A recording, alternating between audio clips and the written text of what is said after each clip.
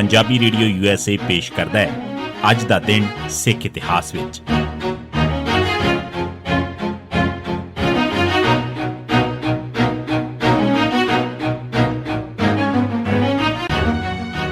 ਸਿੱਖ ਇਤਿਹਾਸ ਦੀਆਂ ਘਟਨਾਵਾਂ 'ਚ 17 ਜੂਨ ਦਾ ਦਿਨ। 1923 ਦਰਬਾਰ ਸਾਹਿਬ 'ਚ ਅੰਮ੍ਰਿਤ ਸਰੋਵਰ ਦੀ ਕਾਰ ਸੇਵਾ ਸ਼ੁਰੂ ਕੀਤੀ ਗਈ।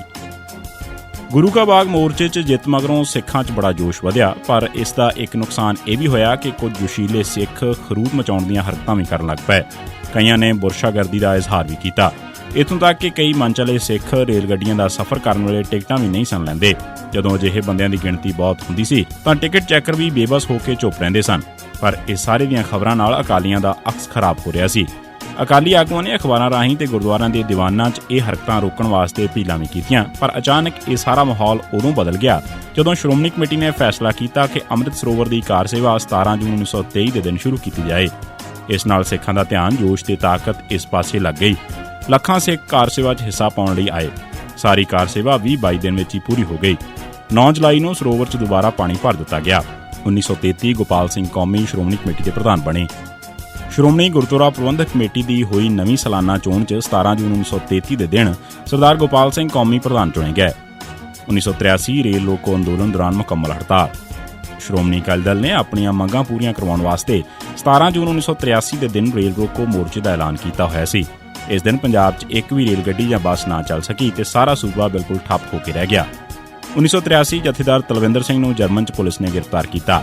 ਨਿਰੰਕਾਰੀ ਗੁਰਬਚਨ ਸਿੰਘ ਤੇ ਹੋਰਨਾਂ ਕਈ ਲੋਕਾਂ ਦੇ ਕਤਲ ਦੇ ਐਕਸ਼ਨ ਬੱਬਰ ਖਾਲਸਾ ਨਾਂ ਦੀ ਜਥੇਬੰਦੀ ਨੇ ਕੀਤੇ ਸਨ। ਦਲ ਖਾਲਸਾ ਵੱਲੋਂ 29 ਸਤੰਬਰ 1981 ਦੀ ਹਾਈਜੈਕਿੰਗ ਵੇਲੇ ਵੀ ਮਾਲੀ ਮਦਦ ਬੱਬਰ ਖਾਲਸਾ ਦੇ ਬਾਨੀ ਜਥੇਦਾਰ ਤਲਵਿੰਦਰ ਸਿੰਘ ਨੇ ਕੀਤੀ ਸੀ। ਜਥੇਦਾਰ ਤਲਵਿੰਦਰ ਸਿੰਘ ਕੈਨੇਡਾ ਦਾ ਰਹਿਣ ਵਾਲਾ ਸੀ। ਉਸਨੇ 1981 'ਚ ਪੰਜਾਬ 'ਚ ਬੱਬਰ ਖਾਲਸਾ ਦੀ ਨੀਂਹ ਰੱਖੀ ਸੀ। ਪੰਜਾਬ 'ਚ ਕਈ ਖਾੜਕੂ ਐਕਸ਼ਨ ਵੀ ਕਰਵਾਏ ਸਨ। 1983 'ਚ ਉਹ ਯੂਰਪ 'ਚ ਬੱਬਰ ਵਰਕਰਾਂ ਨੂੰ ਜਥੇਬੰਦ ਕਰ ਰਿਹਾ ਸੀ। 17 ਜੂਨ 1983 ਦੇ ਦਿਨ ਹਾਲੈਂਡ ਤੋਂ ਜਰਮਨ 'ਚ ਦਾਖਲ ਹੁੰਦਿਆਂ ਜਥੇਦਾਰ ਤਲਵਿੰਦਰ ਸਿੰਘ ਨੂੰ ਜਰਮਨ ਦੀ ਇੰਟਰਪੋਲ ਪੁਲਿਸ ਨੇ ਗ੍ਰਿਫਤਾਰ ਕਰ ਲਿਆ। ਉਸ ਦੀ ਗ੍ਰਿਫਤਾਰੀ ਪਿੱਛੇ ਉਸ ਦੇ 2 ਸਾਬਕਾ ਸਾਥੀਆਂ ਦੀ ਸਾਜ਼ਿਸ਼ ਸੀ, ਜਿਨ੍ਹਾਂ ਨੇ ਉਸ ਨੂੰ ਕੁਰੈਤਾਂ ਗੈਰ ਇਖਲਾਕੀ ਹਰਕਤਾਂ ਕਰਨ ਕਰਕੇ ਤਨਖਾਹ ਵੀ ਲਾਈ ਸੀ। ਸਰਕਾਰ ਨਾਲ ਮਿਲ ਕੇ ਵਿਰੋਧੀਆਂ ਨੂੰ ਗ੍ਰਿਫਤਾਰ ਕਰਵਾਉਣ ਦੀਆਂ ਸਾਜ਼ਿਸ਼ਾਂ ਦੀ ਸ਼ੁਰੂਆਤ ਇੱਥੋਂ ਹੀ ਹੋਈ ਸੀ। 1985 'ਚ ਅਰਜਨ ਦਾਸ ਸਿੱਖਾਂ ਹੱਥੋਂ ਮਾਰਿਆ ਗਿਆ।